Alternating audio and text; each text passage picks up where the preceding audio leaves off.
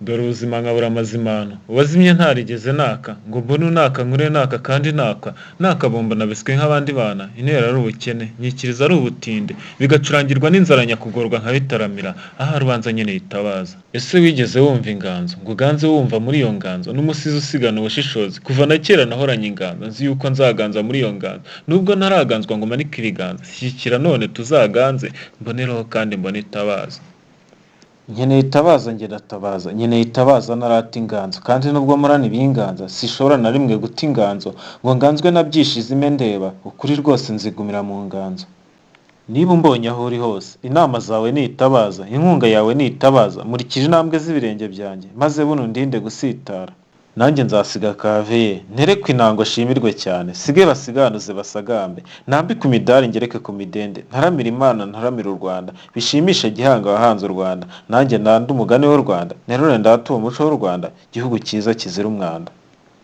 Nakwe sako utisoma, zenguruka duhure umukandara, iherezo hazavugwa njyewe, uwazengurutse nkanigarukaho, uwabuze urukera agakeresha intoki ze, uwasamiye kumira akamirwa n'imisi, uwasariye ku isimu ngo arashaka viyuzi, uwasomejwe ubusa akamira amazimano, impamo y'Imana nkeneye itabaza.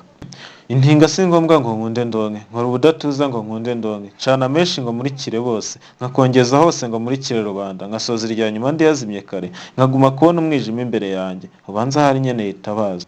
Abamurikira bakayazimya, abo ngenda imbere bakayazimya, abo nirukira bakasiga, abasaba urumuri bakanyima, nyamara kandi nkeneye itabaza. Ibiroho byose ni maguhe, itabaza rimwe rigura abiri, amabura kindi nkubanya amabuye abiri ngo nkunde cane, byahe byo kajya seka ibyo bitanga ibishashi gusa. Iyi si nayo si ukwikaraga ye, irimo irikaraga ka moteri, gusa iyo aba yarize uwo yikaragiraho, kepfo na ruguru hari inzozi, indoto ze zimuri kure nk'ukwezi, ararara mu bipapuro yandika, amahoro adafite n'abo azayaha, gusa ngo rimwe yizeye kuzabona itabaza.